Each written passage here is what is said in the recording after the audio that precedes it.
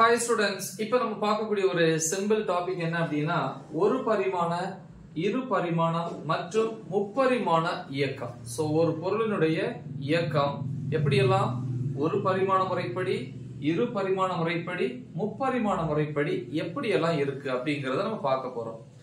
இப்ப நம்ம ஏற்கனவே சொல்லியிருந்தோம் ஒரு பொருளினுடைய நிலை அது ஓய்வு நிலையில இருக்கா இல்ல இயக்க நிலையில இருக்கா அப்படிங்கறத தெரிஞ்சுக்கிறதுக்கு குறிப்பாயம் அப்படிங்கிற ஒரு வார்த்தையை பயன்படுத்தி இருப்போம். குறிப்பாயம் அப்படிங்கறது வேற ஒண்ணும் கிடையாது, கார்ட்டீசியன் ஆய அச்சு தொகுப்பு, அதாவது எக்ஸ் அச்சு, ஒய் அச்சு மற்றும் இசட் அச்சு. இந்த அச்சுகளினுடைய உதவியோட நம்மளை சுத்தி வெளியே எந்த ஒரு இடத்துலயும் ஒரு பொருளினுடைய இயக்கத்தை தெளிவா விளக்க முடியும். கரெக்டா? அப்ப இந்த மூன்று அச்சுகளும் காலத்தை பொறுத்து மாறுச்சு அப்படின்னா அந்த பொருள் இயக்க நிலையில இருக்கு அப்படின்னு அர்த்தம். புரியுதா? காலத்தை பொறுத்து அல்லது நேரத்தை பொறுத்து இந்த மூன்று அச்சுகள்ல எந்த மாற்றமும் இல்லை அப்படின்னா அந்த பொருள் ஓய்வு நிலையில இருக்குன்னு அர்த்தம். ஆனா நம்ம இயற்பியலினுடைய மைய கருத்து இயக்க நிலையில இருக்கக்கூடிய ஒரு பொருளை பத்தி தெரிஞ்சுக்கிறது இல்லையா? அதனால நம்ம கண்டிப்பா நேரத்தை பொறுத்து பொருளினுடைய இயக்கத்தை தான் நம்ம என்ன பண்ண போறோம், படிக்க போறோம். இந்த மூன்று அச்சுகளுமே நேரத்தை பொறுத்து ஒரே நேரத்துல மாறணும் அப்படின்னு அவசியம் கிடையாது. ஒரு அச்சு மாறலாம், இல்ல இரண்டு அச்சுகள் மாறலாம், இல்ல மூன்று அச்சுகளும் மாறலாம். சோ இதனுடைய மாற்றத்தை வச்சுதான் நம்ம என்ன பண்ண போறோம் அப்படின்னா ஒரு பரிமாணம், இரு பரிமாணம் மற்றும் முப்பரிமாண இயக்கத்தை விளக்க போறோம். பார்க்கலாமா? எஸ். ஃபர்ஸ்ட் பாத்தீங்கன்னா முதல்ல ஒரு பரிமாண இயக்கம் அப்படின்னு பார்ப்போம். ஒரு பரிமாண இயக்கம் அதாவது நம்ம பயன்படுத்திட்டு இருக்கக்கூடிய கார்ட்டீசியன் ஆய அச்சு தொகுப்பு, அதாவது எக்ஸ் அச்சு, ஒய் அச்சு, இசட் அச்சு, மூன்று அச்சுகள் இருக்கு இல்லையா? இந்த மூன்று அச்சுகள்ல இயங்கக்கூடிய ஒரு பொருள் ஏதேனும் ஒரு அச்சை பயன்படுத்தினாலே போதும். கரெக்டா? அப்ப நேரத்தை பொறுத்து ஒரு அச்சு மட்டும் மாறுச்சுனாலே கண்டிப்பா அது என்னது ஒரு பரிமாண இயக்கம் அப்படின்னு சொல்லுவாங்க. எப்படின்னு பாப்போமா? இப்ப எடுத்துக்காட்டுக்கு பொதுவா நம்ம என்ன சொல்லுவோம் அப்படின்னா மூன்று அச்சுகளை எடுத்திருந்தோம் இல்லையா? சோ ஒண்ணு பாத்தீங்கன்னா இப்படி இருந்திருக்கும், இது எக்ஸ் அச்சு, இது ஒய் அச்சு, சோ இது பாத்தீங்கன்னா இசட் அச்சு. இந்த எக்ஸ் அச்சு பாத்தீங்கன்னா இப்படிதான் இருக்கும் வெளியே, ஆனா இப்படி வரைய முடியாது இல்லையா போர்ட்ல. அதனால என்ன பண்ணுவோம், இதை இப்படி சரிச்சு வரைவோம். ஆனா மத்தபடி இந்த அச்சு, ஒய், இசட் எல்லா அச்சுகளும் ஒன்றுக்கு செங்குத்தாக இருக்கும். அதை நீங்க மைண்ட்ல வச்சுக்கணும். சரி, இப்ப பாத்தீங்கன்னா ஒரு கார் இந்த இடத்துல இருக்கு. ஒரு கார், இது ஒரு கார், ஒரு பேருந்து அப்படின்னு வச்சுப்போமா? எஸ். சோ இது தொடக்க புள்ளி ஏன்னு வச்சுப்போம். இதனுடைய உயரம் இவ்வளவுதான் இருக்கு, இது உயரம். இப்ப ஏங்கிற புள்ளியில இருக்கக்கூடிய ஒரு பேருந்து நேரத்தை பொறுத்து ஏங்கிற புள்ளியில இருந்து நகர்ந்து போய் பி என்கிற புள்ளிக்கு வருது. இந்த புள்ளிக்கு பேர் தான் பி. பி என்கிற புள்ளிக்கு வந்துருச்சு. கரெக்டா? இப்ப இந்த பொருள் இருக்கு இல்லையா, அல்லது இந்த பேருந்து அல்லது கார் எதுவா இருக்கலாம், இந்த பொருள் ஏங்கிற புள்ளியில இருந்து பிங்கிற புள்ளிக்கு வரும்போது ஒய் அச்சில் இருக்கக்கூடிய மதிப்புகள் மட்டும்தான் மாறுது. இதுக்கு மேல மாறல. இது உயரம் மாற போறது இல்லை. அப்ப இது ஒரே ஒரு அச்சை மட்டும்தான் பயன்படுத்திக்குது. அப்ப நேரத்தை பொறுத்து ஒரு பொருளினுடைய இயக்கம் ஒரே ஒரு அச்சை மட்டும் பயன்படுத்துச்சுன்னா அந்த மாதிரியான இயக்கத்துக்கு என்ன பேர் அப்படின்னா ஒரு பரிமாண இயக்கம். இத நேர்கோட்டு இயக்கம் அப்படின்னு சொல்லலாம் இல்லையா? இப்ப ரயில் வண்டி தண்டவாளத்துல போயிட்டு இருக்கு இல்லையா? அப்ப தண்டவாளங்கிறது ஒரு அச்சு தானே? கரெக்டா? சோ அப்ப அந்த அச்சை மட்டும் அதை பயன்படுத்தி தவிர வேற எந்த அச்சும் பயன்படுத்தல. புரியுதா? இல்ல சார், நான் அந்த எக்ஸ், ஒய், இசட் பதிலா நம்ம இதை மொத்தத்தை அழிச்சிட்டு இதை எக்ஸ்னும் இதை ஒய்னு மட்டும் எடுத்துக்கிறேனாலும் உங்க விருப்பம். எப்படி எடுத்துக்கிட்டாலும் இந்த இயக்கம் ஒரு பரிமாண இயக்கம். ஏன்னா ஒரே ஒரு அச்சை மட்டும்தான் அது பயன்படுத்துது. இல்லையே சார், இசட்ல இந்த அச்சுலயும் இருக்கு அப்படின்னு சொல்லக்கூடாது. ஏன்னா இந்த அச்சுல மதிப்பு மாறல, உயரம் அப்படியே தான் இருக்கு. அந்த உயரம் மாறவே மாறாது, ஒரே மாதிரி இருக்கும். அப்ப இசட்ல மதிப்புகள் மாறாது. அதனால இத ஒரு பரிமாண இயக்கம் அப்படின்னு சொல்லுவாங்க. சரியா? சரி, ரெண்டாவது பார்ப்போம் என்ன அப்படின்னா இரு பரிமாண இயக்கம். இரு பரிமாண இயக்கத்தை பொறுத்த வரைக்கும் ஒரு பொருள் நேரத்தை பொறுத்து தன்னுடைய இயக்கத்திற்காக இரண்டு அச்சுகளையும் பயன்படுத்துச்சு அப்படின்னா, இரண்டு அச்சுகளை பயன்படுத்துச்சு, மூன்று அச்சுகளில் ஏதாவது இரண்டு அச்சுகளை பயன்படுத்துச்சுன்னா அந்த இயக்கத்துக்கு என்ன பேர் அப்படின்னா இரு பரிமாண இயக்கம். சரி, அப்ப ரெண்டு அச்சுகளை நான் எடுத்துக்கிறேன். இப்ப மூணு எடுத்து கன்ஃபியூஸ் பண்ண வேணாம், கீழே கொஞ்சம் தள்ளி எடுத்துப்போம். சோ இந்த மாதிரி எடுத்துக்கலாம். ஸ்ட்ரைட்டா எக்ஸாமுக்கு நீங்க அழகா ஸ்கேல் வச்சு வரைஞ்சிக்கணும். சரியா? எஸ். சோ இந்த அச்சு வந்து y அச்சு. சோ இது வந்து z அச்சு.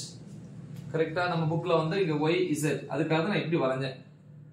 கரெக்ட்டா? இல்லனா நான் என்ன பண்ணிருப்பேன், இங்க ஒரே ஒரு அச்சு தான பயன்படுத்திச்சு, அதனால வந்து சிம்பிளா xy ன்னு எடுத்துப்பேன்.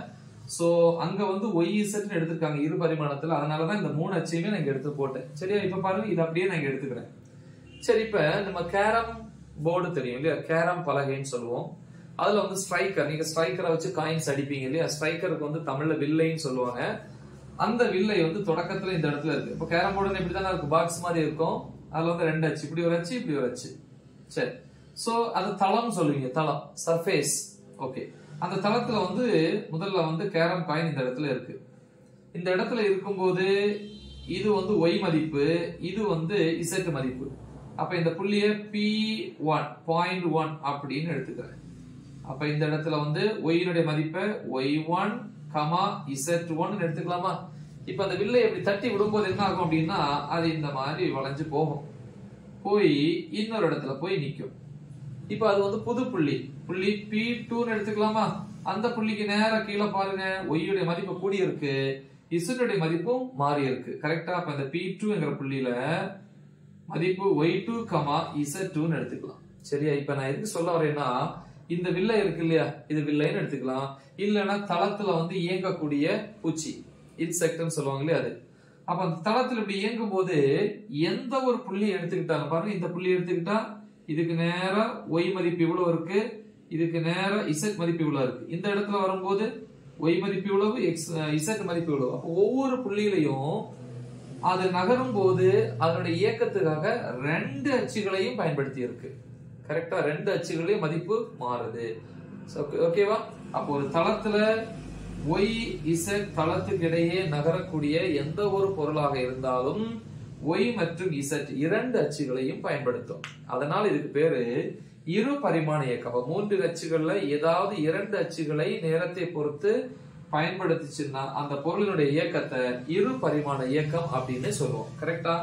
இப்ப மூணாவது பார்ப்போம். என்ன அப்படின்னு பாத்தீங்கன்னா, தேர்ட் ஒன் முப்பரிமாண இயக்கம்.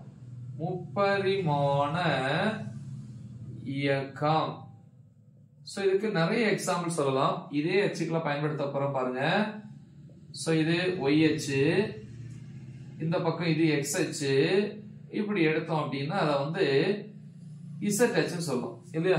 இப்ப பறக்கும் பட்டம் சொல்லலாம், அல்லது வந்து பறக்கக்கூடிய வானில வந்து நம்மளை சுத்தி வெளியே வானில பறக்கக்கூடிய பறவை. பறவை பார்த்திருப்பீங்க, ஸ்ட்ரைட்டா எப்படி போகாது, சாய்வாதான் போகும் இல்லையா? சோ இந்த மாதிரிதான் போகும்.